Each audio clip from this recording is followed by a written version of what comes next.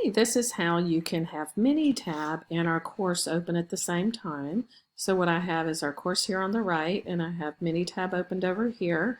And what I was telling you to do is that you can go over here to Module 2, and then you can go to Descriptive Statistics. And then if you'll go down to, I believe it was that 5th video, let that pull up here for a second. If you go down to that 5th video, which you said you printed these notes, which is awesome because I like to take notes on those, on my own personal notes while I'm watching the videos. And then if you click here on this video, you get the We're going to video continue looking at telling us how to do it in Minitab. But I want to walk.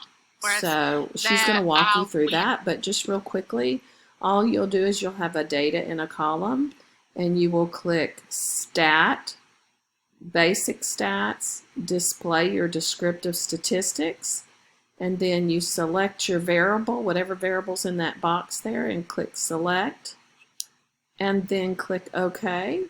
And there's our standard deviation you were asking about. There's the mean, there's the standard deviation, and she will, on the video, you'll learn how to identify all of these beginning descriptive statistics. So I hope that helps. Thanks for reaching out.